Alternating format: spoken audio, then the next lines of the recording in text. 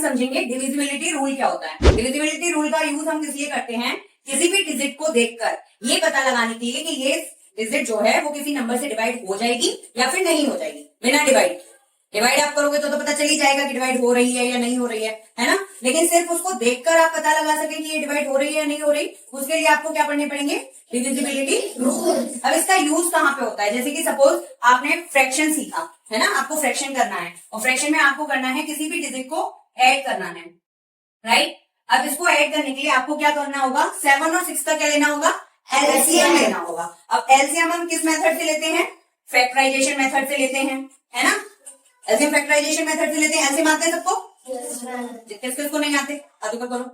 ठीक, देखो इसके लिए पहले आपको क्या सीखना पड़ेगा, फ्रैक्शन सीखने के लिए एलसीएम सीखने पड़ेंगे। अब एलसीएम में क्या होता है, आपको इन दोनों डिजिट को ऐसी छोटी से छोटी संख्या से डिवाइड देना है कि ये पूरी पूरी चली जाए। ठीक, फिर उसके बाद हम क्या निकालते हैं, इसका एलसीएम निकालेंगे। ये मेथड कहलाता क्या है, प्राइम फैक्टराइजेशन मेथड। तो यानी कि आपको 7 और 6 के क्या करने हैं, फैक्टर करने हैं। अब फैक्टर करने के लिए आपको इन्हें छोटी से छोटी संख्या से डिवाइड देना है। ठीक, लेकिन किस संख्या से डिवाइड देना है वो यहाँ पर गिवन नहीं है, आपको खुद से पता लगाना है कि ये किस संख्या से डिवाइड जा सकते हैं। डिवीजन में क्या होता है, डिवीजन में आपको सपोज 7 को डिवाइड करना है तो आपको संख्या गिवन होगी कि 2 से देना है कि 3 से देना है, पूरा पूरा डिवाइड होगा, है ना। अगर पूरा डिवाइड नहीं होगा तो रिमाइंडर बच जाएगा। आप में उसे सोचना ही नहीं है कि ये संख्या आपको किससे डिवाइड देनी है, आपको नंबर गिवन होगा। लेकिन यहाँ पर क्या है कि आपको नंबर नहीं दिया हुआ है, आपको खुद पता लगाना है कि 7 किससे जाएगा और 6 किससे जाएगा। तो अब यही पता लगाने के लिए आपको क्या आनी चाहिए, डिविजिबिलिटी रूल आनी चाहिए। अब यहाँ पे तो ये डिजिट छोटी छोटी हैं, आप पता लगा लेंगे कि ये 2 से जा रहा है या नहीं जा रहा, 3 से जा रहा है कि नहीं जा रहा, है ना। अभी सपोज यहाँ पे आपको डिजिट दी हो, बड़ी कोई डिजिट दे दी, अब 78 दे दी, 94 दे दिया, राइट। तो अब ये 2 से जाएगा या नहीं जाएगा, अब आप 78 को डिवाइड पहले देके देखेंगे, क्योंकि 2 का टेबल आपको वहां तक तो नहीं आता होगा जहां तक 78 आ जाए, 2 10 60 20 तक ही तो आता है। अब उसके बाद कहां तक आप टेबल पढ़ेंगे, तो इसको आपको डिवाइड करके देखना पड़ेगा।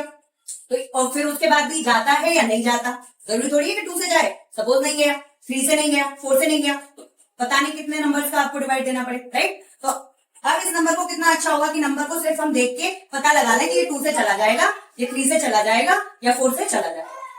तो फिर अब उसमें हमें दिक्कत नहीं होगी ना, जब हमें देख के पता चल गया कि ये संख्या 2 से डिवाइड हो जाएगी तो समस्या वाली बात ही नहीं है, आप 2 से डिवाइड कर देंगे डायरेक्ट, है ना। इसी के लिए आपको क्या सीखना होगा, डिविजिबिलिटी रूल सीखने होंगे। अब देखो कोई भी डिजिट 2 से जाएगी या नहीं जाएगी, उसके लिए क्या होना चाहिए कि उस संख्या के लास्ट में क्या आना चाहिए, 0 आना चाहिए, 2 आना चाहिए, 4 6 या फिर 8। अगर किसी भी संख्या के लास्ट में 0 है, 2 है, 4 है, 6 है, 8 है, तो वो संख्या आपकी 2 से डिवाइड होगी ही होगी। ठीक है, चाहे वो डिजिट आपकी 3 डिजिट की हो, सपोज ये हो, चाहे वो आपकी 4 डिजिट की डिजिट हो, चाहे वो आपकी 7 8 9 कितनी भी डिजिट की डिजिट हो, अगर उसके लास्ट में क्या है 0 2 4 6 8 है, तो वो डिजिट आपकी 2 से पूरी पूरी डिवाइड हो जाएगी। कितनी भी बड़ी संख्या हो उसमें आपको डिवाइड देख के देखने की जरूरत नहीं है, आप सिर्फ देख के पता लगा सकते हैं कि 2 से डिवाइड होगी। समझ में आया? टू का डिविजिबिलिटी रूल सबको समझ में आया? रितिका आप मुझे बताओ कि क्या ये संख्या 2 से डिवाइड होगी? हो जाएगी। अच्छा वेदांत आप बताओ, क्या ये नेक्स्ट वाली डिजिट 2 से डिवाइड होगी, ये वाली? नहीं होगी। क्यों नहीं होगी? क्योंकि इसके लास्ट में 9 आ रहा है, 9 आ रहा है, लास्ट में 2 0 2 6 4 8 आए तो तभी हो जाए। ठीक है। अगर इसके लास्ट में क्या है 0 2 4 6 8 आए तो ये डिवाइड हो जाएगी, लेकिन अगर इसके अलावा कुछ भी आया, 1 आ रहा है, 3 आ रहा है ना, 5 आ रहा है, 7 आ रहा है, तो ये डिवाइड नहीं होगी। समझ में आ गया 2 का?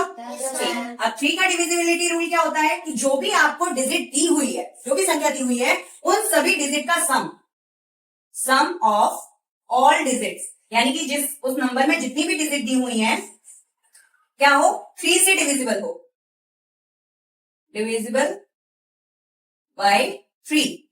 यानी कि जो भी डिजिट दी हुई, जो संख्या दी हुई है उसमें जितनी भी डिजिट हैं वो उनका सम क्या होता है, सम किसको बोलते हैं मैथ्स में, ऐड। जब किसी संख्या को आप ऐड करते हैं तो वो कहलाता है सम। तो उनका सम अगर 3 से डिवाइड होगा तो वो संख्या 3 से पूरी पूरी डिवाइड होगी। अब जैसे कि हम यही संख्या ले लेते हैं, अब ये संख्या है 7 8 और 6, 7 8 6 को जोड़ो कितना आएगा, 8 और 6 14, 14 में 7 जोड़ेंगे कितना आएगा 21। अब 21 3 से डिवाइड होगा, 3 7 are 21, तो ये संख्या जो है वो 3 से डिवाइड हो जाएगी। अब नेक्स्ट देखिए, ये वाली देखिए, 7 और 4 कितना होगा 11, 11 और 9 20 और 4 24 जा रहा है, 3 8 are 24, तो ये भी संख्या डिवाइड हो जाएगी, ठीक है। नहीं तो करके देख लेते हैं। देखो 7494 को 3 से डिवाइड करके देख लेते हैं चेक करने के लिए। 3 2 आर 6, 3 4 आर 12, 3 8 आर 3 9 आर 27 और 3 8 आर 20। हो गई पूरी पूरी डिवाइड? समझ में आया? अब मुझे बताओ, अच्छा कौन बताएगा? नवदीप आप बताओ, ये संख्या क्या 3 से डिवाइड होगी? 71,459 ये संख्या डिवाइड होगी या नहीं होगी? नहीं होगी। क्यों? इसका सम कितना आ रहा है? 10 17 17 और 4 21 21 और 5 26। अब 26 3 से डिविजिबल नहीं है, तो ये संख्या 3 से डिवाइड नहीं होगी। समझ में आ गया? 3 से कौन सी संख्या डिवाइड होगी? जिसका सम 3 से डिवाइड होगा। उनकी मतलब जितनी भी डिजिट्स हैं उनका सम अगर 3 से डिवाइड होगा तो वो संख्या 3 से डिवाइड होगी, और अगर सम डिवाइड नहीं होगा तो वो संख्या 3 से डिवाइड नहीं होगी। आसान है ना? देखो इतनी बड़ी संख्या थी ये, 4 डिजिट की थी, इसको कैलकुलेट करने में टाइम लगा, है ना?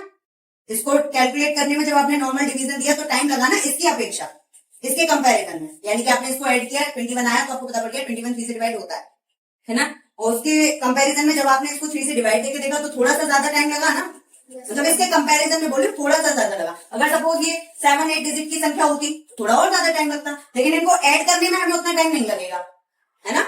ऐड करने के जैसे ही आपको पता पड़ा 21, तो आपको याद है कि 21 3 के टेबल में आता है, तो ये 3 से डिवाइड हो जाएगा। समझ में आ गया? अब देखिए मैंने यहीं पे लिखा है डिविजिबिलिटी रूल ऑफ 9। 9 क्यों लिखा है? क्योंकि ये भी बिल्कुल क्या है, सेम है, 3 के जैसा ही है। यानी कि सम ऑफ ऑल डिजिट्स, जितनी भी डिजिट्स हैं उनका सम डिविजिबल होना चाहिए किससे? 9 से, ठीक है। अगर उनका सम 9 से डिविजिबल होगा तो वो संख्या आपकी 9 से डिवाइड हो जाएगी। सपोज अब हम यहाँ पे कोई एक डिजिट लिख लेते हैं, ये बताओ 9 और 4 13, 13 और 7 20, 20 और 6 26 और 3 29। अब 29 जाएगा 9 से? नहीं जाएगा, तो ये संख्या 9 से डिवाइड नहीं होगी, है ना? कितना आया था? 26 आया था।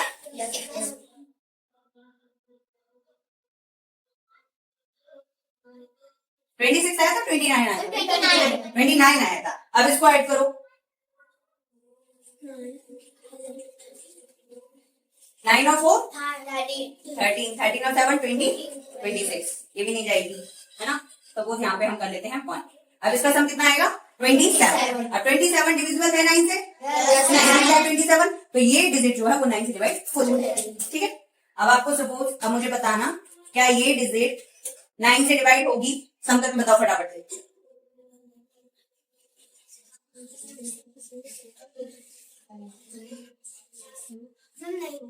कितना आ रहा है सम? 26 आ रहा है उसका सम। 26 डिविजिबल नहीं है तो ये संख्या 9 से डिवाइड नहीं होगी। समझ में आ गया? ये मैंने इसलिए साथ साथ लिखा है कि 3 और 9 का क्या है, रूल सेम है। इसमें भी सम ऑफ ऑल डिजिट डिविजिबल होना चाहिए और इसमें भी सम ऑफ ऑल डिजिट डिविजिबल होना चाहिए, ठीक है। डिविजिबिलिटी रूल ऑफ 6 का डिविजिबिलिटी रूल क्या होता है कि जब कोई डिजिट आपकी 2 और 3 दोनों से डिवाइड होगी तो वो 6 से भी डिवाइड होगी ही होगी। तो सबसे पहले क्या है कि जब भी आपको डिजिट देखनी है तो सबसे पहले आपको क्या चेक कर लेना है, 0 2 4 6 8 लास्ट में है या नहीं है। बेशक वो 3 से डिविजिबल है, यानी कि उसका जो सम है वो 3 से डिवाइड हो रहा है, तो इसका मतलब वो 3 से डिवाइड हो रही है। लेकिन अगर उसके लास्ट में 0 2 4 6 8 नहीं है तो वो 2 से डिवाइड नहीं होगी, तो यानी कि वो 6 से भी डिवाइड नहीं होगी। ऐसा नहीं है कि किसी एक से होनी चाहिए, दोनों से ही डिवाइड होनी चाहिए। तो सबसे पहले आपको क्या चेक करना है कि लास्ट में 0 2 4 6 8 है या नहीं है। अगर 0 2 4 6 8 नहीं है तो वो 6 से जाएगी ही नहीं, ठीक है। तो सबसे पहले तो आपको यही चेक करना है। अगर 0 2 4 6 8 उसके लास्ट में है, फिर आपको चेक करना है कि उसका सम जो है वो 3 से डिविजिबल है या फिर नहीं है, ठीक है। तो वो 6 से डिवाइड हो जाएगी, यानी कि वो 2 और 3 से डिविजिबल होनी चाहिए। आप ऐसे लिख सकते हैं, डिविजिबल बाय 2 एंड 3। क्या चेक करना है आपको कि 2 और 3 से डिविजिबल है या नहीं है। अब मुझे बताइए ये डिविजिबल होगा क्या 6 से? लास्ट में इसके 4 है, 2 से ये डिविजिबल है। अब इसका सम देखो 3 से जा रहा है या नहीं जा रहा है? 9 और 8 17, 17 और 4 21, 21 और 7 28, 28 और 4 32, तो 32 3 से डिविजिबल नहीं है, ये 3 से नहीं जाएगी, है ना। अब देखो क्या आ जाएगी, 2 से डिविजिबल है क्योंकि पीछे क्या है 4 है। 8 और 9 17, 17 और 4 21, 21 और 8 29, 29 और 4 33। अब 33 3 से डिविजिबल होगा, Yes, 11 बार हो जाएगा, तो ये 6 से चली जाएगी क्योंकि ये 2 से भी जा रही है और 3 से भी जा रही है। आया समझ में? 6 से डिविजिबल होगी या नहीं उसके लिए आपको चेक करना होगा कि वो 2 से भी जा रही है या नहीं जा रही, या फिर 3 से भी जा रही है या नहीं जा रही, दोनों से जाना चाहिए। समझ में आया? ठीक। अब कुछ नंबर्स आपको खुद से लिखने हैं, फिर उनको चेक करना है कि ये इससे डिवाइड हो रहा है या नहीं हो रहा है। ठीक है, प्रैक्टिस करने के लिए अपने आप से कुछ डिजिट लिखिएगा, फिर उनको चेक कीजिएगा कि किस किस से वो डिविजिबल हो रही है या किससे डिविजिबल नहीं हो रही है।